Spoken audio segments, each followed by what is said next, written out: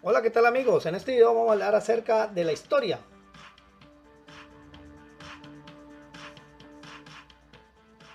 La historia se trata de la disciplina que estudia y narra cronológicamente los acontecimientos del pasado, tradicionalmente el desarrollo de la humanidad desde sus orígenes hasta el presente, y usa como método el propio de las ciencias sociales, así como el de las ciencias naturales en un marco de interdisciplinariedad. Veamos algunas de estas ciencias auxiliares de la historia.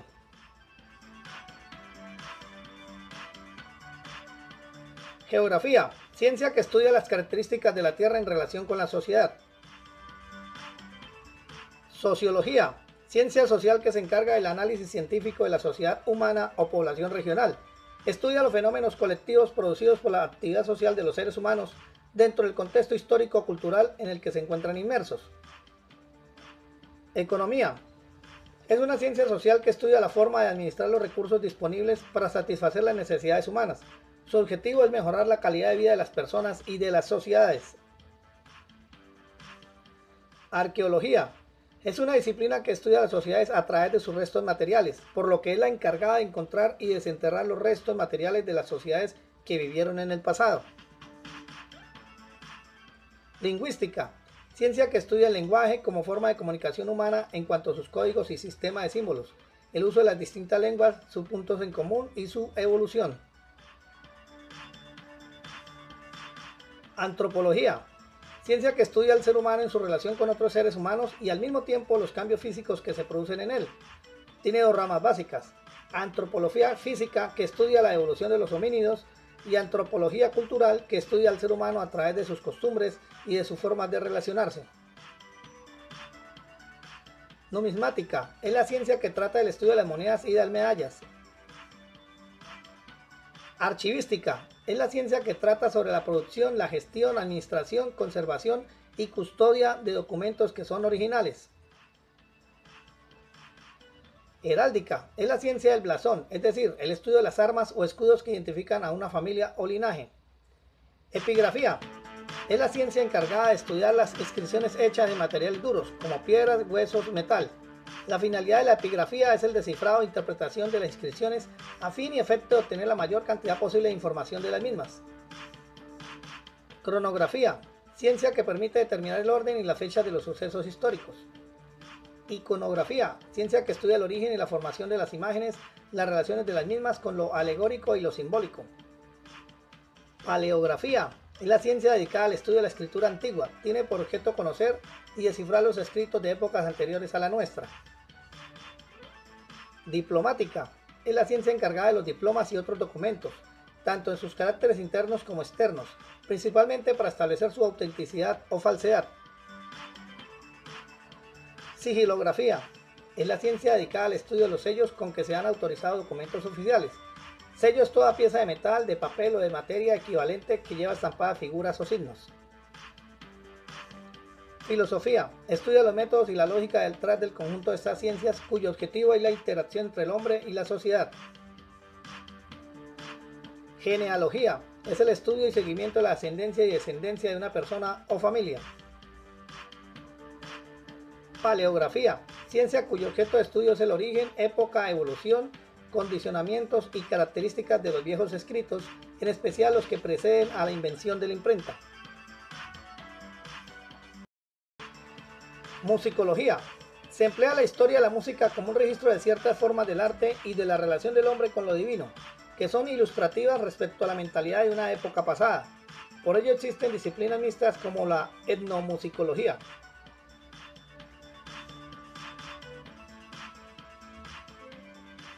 Importancia de la historia. La historia es una ciencia social cuyo campo de estudio es el pasado de los seres humanos, pero no todo el pasado es conocido y estudiado. Los historiadores han seleccionado hechos que por diversas razones son considerados importantes y dignos de ser conocidos como hechos históricos.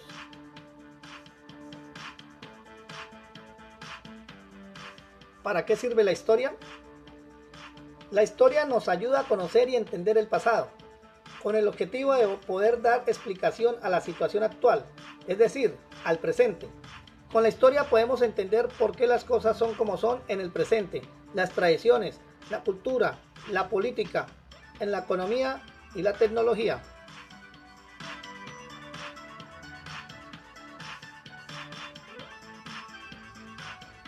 Clasificación de las fuentes históricas. Una fuente histórica puede definirse como todo aquel documento escrito u objeto material que aporta información para reconstruir el pasado. Son, por tanto, la materia prima con que el historiador trabaja, el cual, en función del método científico, aplica una serie de técnicas sobre las mismas con el fin de sacar de ellas los máximos datos posibles, que le llevarán posteriormente a una serie de conclusiones. Cualquier estudio que no utilice fuentes y además no se citen adecuadamente para demostrar los argumentos que se vierten, no puede ser creíble. Sería como condenar a un acusado sin aportar ninguna evidencia.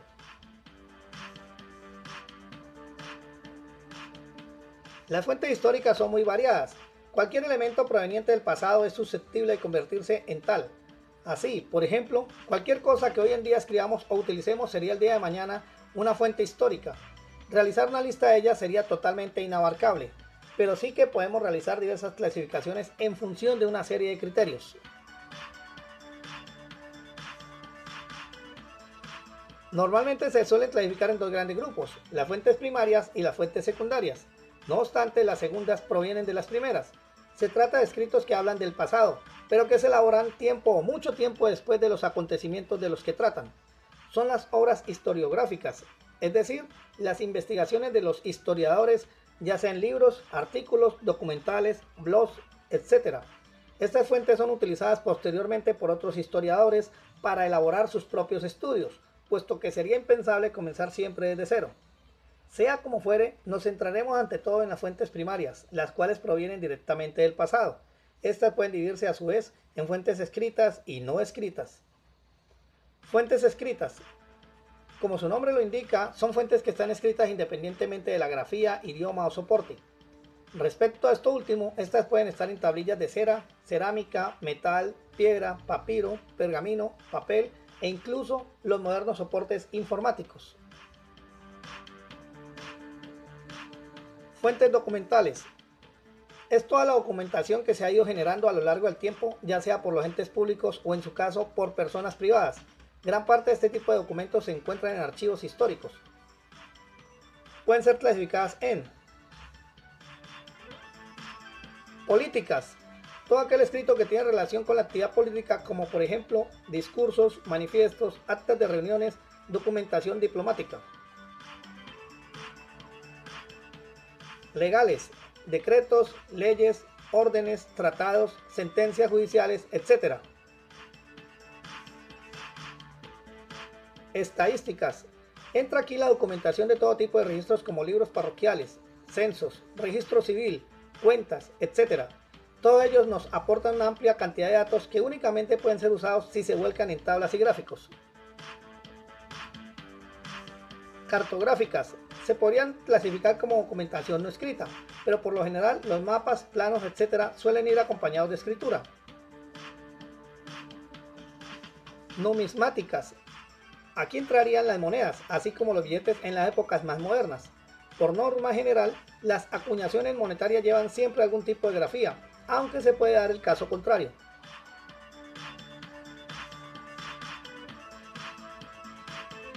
Publicaciones periódicas, es decir, prensa diaria y revistas. Su existencia únicamente se remonta al siglo XVIII y hasta el siglo XIX no se convierte en algo habitual. Nos explican lo que sucedía en el día a día de una época, lo que la convierte en una fuente de gran valor. Obras literarias o científicas. Son obras que se escribieron en una época concreta y que tratan sobre temas muy diversos, desde novelas, poemas y ensayos hasta obras de investigación, así como canciones o himnos. Nos permiten conocer la mentalidad de la época y otros datos que no aportan a fuentes documentales. Cabe mencionar que este tipo de fuente puede contener a su vez referencias o incluir textos legales o políticos, como por ejemplo ocurre con los historiadores romanos. Las memorias y diarios personales se podría decir que tienen un carácter especial, puesto que en la mayoría de los casos se escriben con la intención de que queden para la posterioridad. Por tanto, el historiador debe ser especialmente cuidadoso, ya que muchos de los hechos son modificados o alterados en función de los intereses de quien escribe. Por ejemplo, la persona que escribe sus memorias intenta situarse en el centro de la acción y ensalzar sus logros. Correspondencia personal o documentación personal. Se pueden englobar aquí las cartas, los borradores, las notas, etc., que alguien generó para sí mismo o para unas pocas personas, pero sin que existiera la intención de que las leyera la mayoría del público. Un claro ejemplo es la correspondencia de Cicerón o la de Simón Bolívar.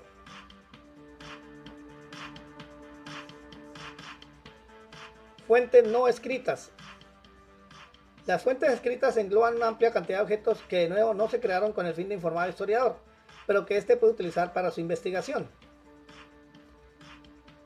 Todas las fuentes artísticas, desde la arquitectura y escultura hasta la pintura, incluyendo el arte rupestre. Objetos cotidianos. Cualquier tipo de objeto que se utilizara en épocas anteriores, desde ropa, instrumentos de trabajo, instrumentos musicales, adornos, vehículos, etc. Fotografía, cinematografía y grabaciones sonoras. Son unas fuentes que evidentemente únicamente se empiezan a producir bien adentrado el siglo XIX o incluso el siglo XX.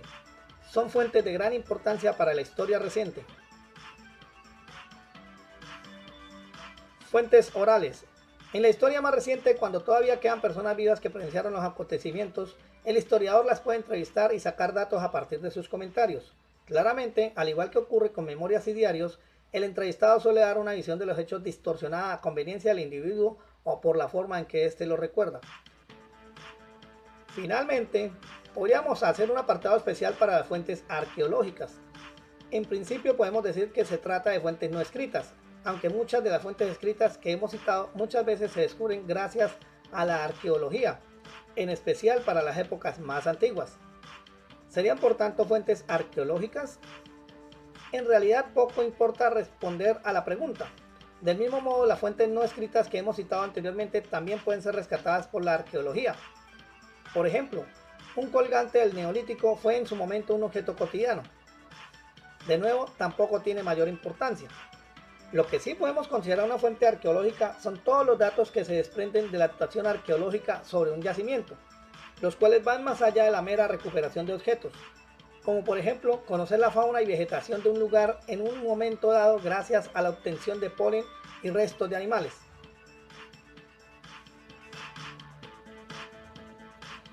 ¿Para qué sirven las fuentes de la historia? La importancia de las fuentes históricas radica en que son bases sobre la que se sienta la historia u otras ciencias sociales. Conservan la información fidedigna de todo lo que ha acontecido en una sociedad, una cultura, un país, etc. Las fuentes históricas constituyen la materia prima de la historia.